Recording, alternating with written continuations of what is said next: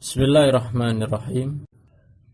Kalimah min, kenal kita insyaallah. Semuanya mengenal kalimah min yang merupakan huruf jar. Banyak arti, banyak makna untuk kalimah min. Di antaranya, ini sengaja saya katakan di antaranya, karena memang tidak hanya 4 makna. Kalau kita melihat kepada referensi-referensi seperti misalkan dalam Awdahul Masalik karya Ibnu Hisham, disebutkan di situ belasan makna untuk kalimah min. Di antara maknanya adalah al-ibtida, permulaan. Contohnya dalam jumlah ji'tu min Jakarta, aku tiba dari Jakarta. Di sini min bermakna al-ibtida, dari, dimulai dari Jakarta. Makna lain adalah at-tab'id. At-tab'id. Apa itu at-tab'id? Bagian. Pernah mendengar kalimah ba'da? Artinya bagian. At-tab'id. Dalam jumlah akhadtu minad dananir, aku ambil sebagian dinar. Sebagian dari kepingan-kepingan dinar. Maka di sini min bermakna at-tab'id. Makna lain adalah makna huruf jar fi. Makna huruf fi. Ya, fi bermakna di atau pada atau dalam makna fi, maka min terkadang bermakna fi. Seperti dalam jumlah madza darasta minal madrasah, apa yang telah kau pelajari di sekolah. Maka kalimah min maknanya adalah fi al-madrasati. Nah, ini makna min. Dan makna yang lain di antaranya adalah zaidatan lit-taukid. Zaidatan lit-taukid. Apa itu? Sebagai huruf tambahan. Inilah yang kita katakan pada pertemuan-pertemuan sebelumnya ketika min dikatakan sebagai huruf jar zaid. Sehingga kalau memang min bermakna sebagai zaidah, masuklah kalimah min dari kelompok pada kelompok huruf jar zaid. Ada catatan kaki untuk makna zaidatan lit-taukid. Syaratnya sebagai huruf jar zaid atau sebagai makna taukid adalah kalimah min ini masuk hanya kepada isim-isim nakirah dan jumlah yang ada padanya diawali oleh nafiyah atau oleh istifham atau oleh nahiyah. Diawali oleh penafian sehingga ada kalimat negatif, atau diawali oleh istifham sehingga merupakan pertanyaan, atau diawali oleh nahiyah sehingga merupakan sebuah larangan. Kita sudah membahas dalam pertemuan sebelumnya makallamahu min ahadin. Itu kalimat negatif. Dan ahad adalah isim nakirah. Kemudian dalam jumlah sebelumnya juga, pertemuan sebelumnya, la tukallim min ahadin. Itu adalah kalimat larangan. Dan ahad juga merupakan isim nakirah. Dan dalam jumlah kali ini kita baca hal kallamaka min ahadin. Ini adalah sebuah pertanyaan. Dan ahad adalah isim nakirah. Sehingga di sini terpenuhi syarat untuk dikatakan kalimah min sebagai huruf jar zaid. Maka makna daripada hal kallamaka min ahadin adalah hal kallamaka ahadun, apakah seseorang berbicara kepadamu? Itu maksud daripada kalimah min sebagai huruf jar zaid. Jelas? Insyaallah. Kalimah fi. Ini juga saya katakan di antara peruntukan maknanya, karena memang banyak makna untuk kalimah fi. Di antaranya adalah dzarfiyah, ini makna asal. Untuk makna dzarfiyah, yaitu pada. Seperti dikatakan yaktsuru samaku fil bahri, banyak ikan di laut. Fil bahri, kalimah fi bermakna di. Dzarfiyah, di dalam laut. Atau bermakna musahabah, seperti dalam ayat Allah katakan qala dakhulu fi umamin. Allah berfirman udkhulu fi umamin. Maka fi bermakna ma'a. Musahabah itu ma'iyah, ma'a. Maka fi di sini bermakna bersama. Bersama bermakna bersama. Dan makna lain untuk kalimah fi adalah as-sababiyah. As-sababiyah, mata fulanun fi summin akalah. Seperti dalam jumlah mata fulanun fi summin akalah. Fulan mati dengan sebab, karena sebab racun yang dimakannya. Maka fi di sini bermakna sebab, ya. Bermakna sebab, ya. Nah, ini makna fi. Di antara makna fi. Kalimah an. Di antara peruntukan makna kalimah an adalah al-mujawazah. Contoh dalam jumlah Sara Mahmudun anil qaryah. Mahmud telah berjalan jauh dari desa itu. Maka di sini anil qaryah bermakna mujawazah, melampaui. Makna lain adalah makna huruf min. Seperti dalam jumlah ja'atir risalatu an fulan. An fulan bermakna min fulan. Telah tiba sebuah surat dari seseorang. Kemudian makna lain adalah makna huruf al-ba. Dalam ayat Allah katakan, "Wa ma yantiqu 'anil hawa." Dan tidaklah yang diucapkan oleh Nabi Muhammad sallallahu alaihi wasallam itu dengan hawa nafsu. Ya, makna 'anil hawa adalah bil hawa. Ya. Kalimah al-lam, li yang merupakan huruf jar. Di antara peruntukan makna kalimah al-lam adalah al-milk, kepemilikan. Seperti dalam jumlah al-baitu li Mahmudin. Rumah itu milik atau kepunyaan si Mahmud. Maka li Mahmudin bermakna kepemilikan. Makna lain adalah al-ikhtisas, pengkhususan. Contoh dalam jumlah al-qalamu lil kitabah. Pena itu untuk menulis.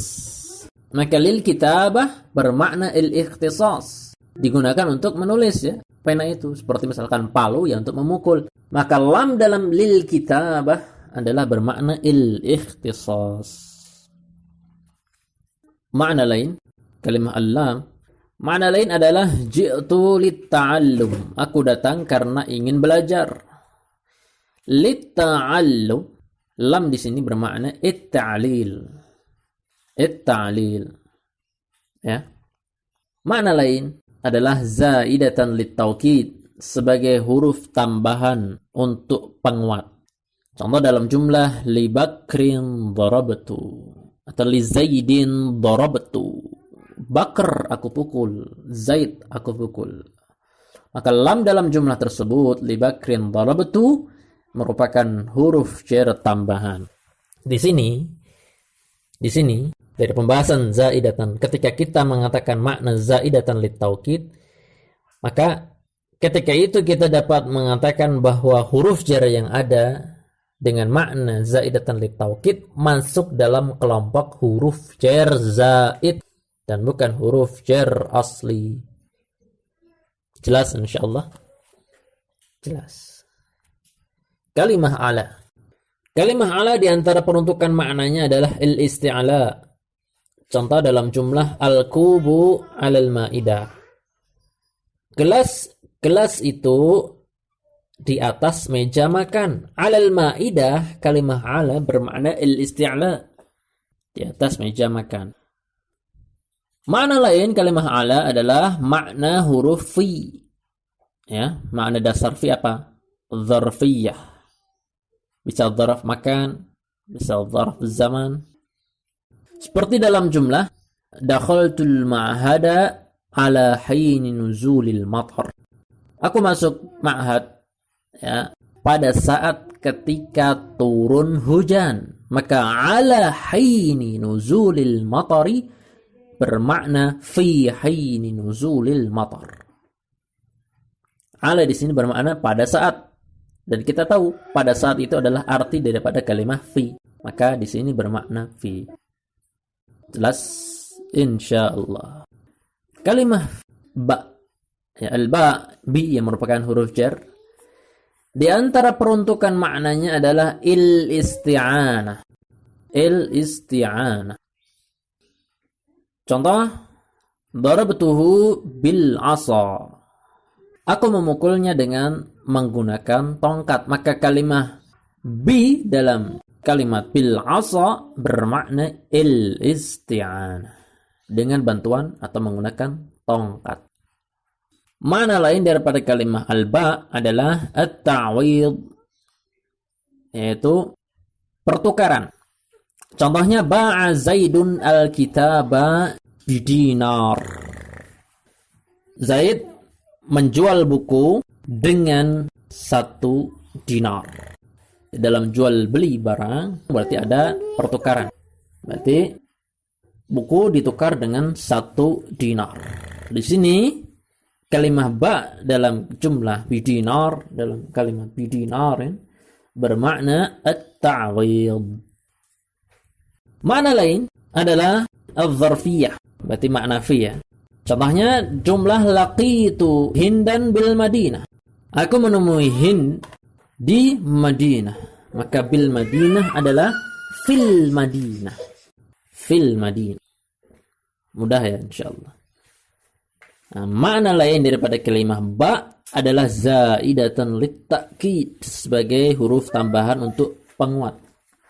Contohnya Mahmudun laisa bijalisin. Mahmud tidak duduk.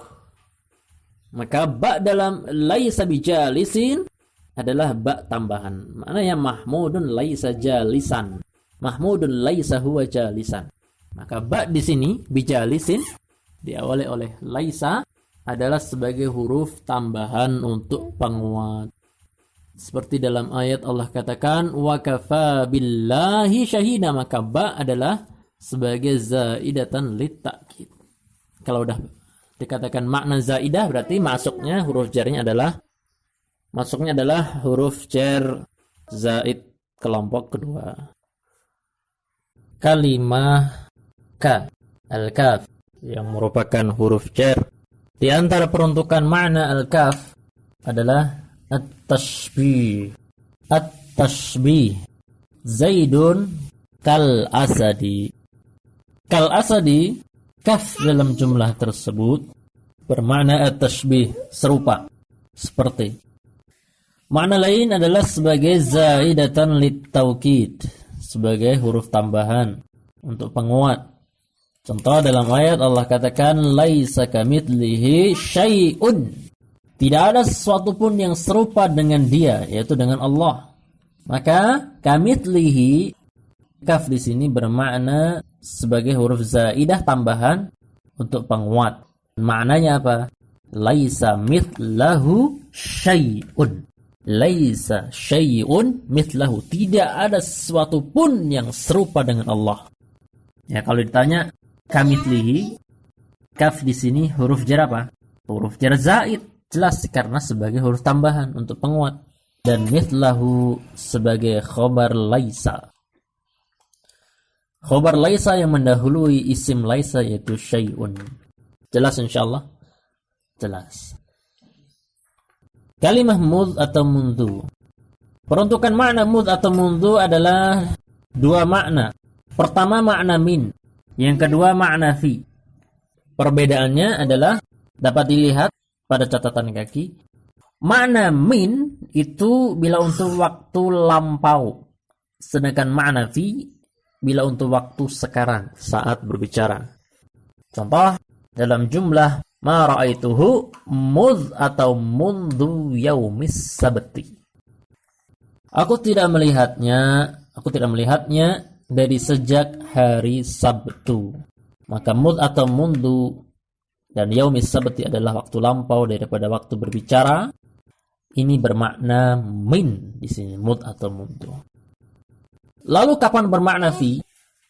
Bermakna fi jikalau waktu sekarang atau saat bicara. Contoh dalam jumlah ma ra'aituhu mudh atau mundu yaumina. Aku tidak melihatnya pada hari kita ini. Pada hari ini maksudnya. Maka itu saat berbicara. Dan di sini mudh atau mundu bermakna fi. Jelas? Insyaallah. Kemudian kalimah ila. Ya. Di antara penentukan makna ila adalah pertama adalah il-intiha. Il-intiha. Contohnya sirtu ilal bahri. Aku berjalan hingga ke laut. Ilal bahri, ila di sini bermakna il-intiha. Makna lain daripada kalimat ila adalah bermakna lam, bermakna li, berarti kepemilikan. Makna dasar li adalah il-milk. Dalam ayat Allah katakan wal amru ilai. Maka ila di sini bermakna lam, bermakna al-lam. Kalimah hatta. Kalimah hatta. Peruntukan makna hatta adalah il-intiha seperti makna ila. Contoh dalam jumlah akala Zaidun as-samakata hatta ra'siha. Maka hatta bermakna hingga. Al-intiha. Zaid makan ikan sampai kepala-kepalanya dimakan. Ya. Ya, memang ada perbedaan lebih spesifik antara ila dan hatta, walaupun sama-sama bermakna al-intiha, namun ada perbedaan. Beberapa poin yang membedakan antara ila dan hatta. Kemudian kalimat rubba. Peruntukan makna rubba, ya, ini huruf jar syabih bizaid ya. Tidak bisa dikatakan huruf jar asli dan tidak bisa dikatakan huruf jar zaid. Ya. Rubba itu bermakna taklil, juga bisa bermakna takthir. Bahasa kita taklil itu terkadang. Takthir bahasa kita adalah amat banyak, seringkali. Nah, letter seperti itu.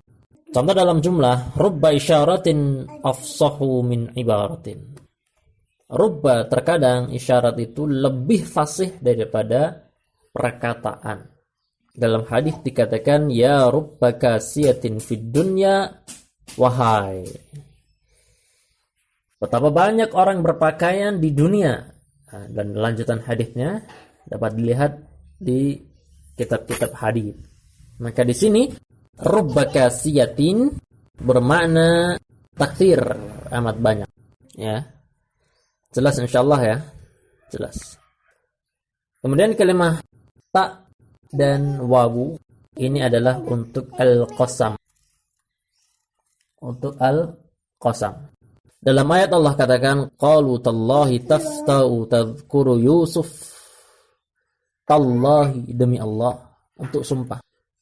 Dalam jumlah bawahnya yaitu dalam sebuah hadis Nabi sallallahu alaihi wasallam bersabda, wallahi la aghzuwanna Quraisyan. Wallahi, demi Allah, maka wawu di sini sebagai qasam. Ya. Untuk sumpah. Mafhum ya insyaallah ya. Jadi ketika kita membahas makna-makna huruf jar ini, kita diharapkan sudah menguasai tentang aqsam huruful jar, dari huruf jar asli, huruf jar zaid, dan huruf jar syabih bizaid. Dan kita juga sudah menguasai tentang pembagian huruf jar masuk kepada isim zahir atau isim dhamir. Ya. Ya, pembahasan huruf-huruf jar ini memang luas, masyaallah. Wassallallahu wasallam ala nabiyyina Muhammad.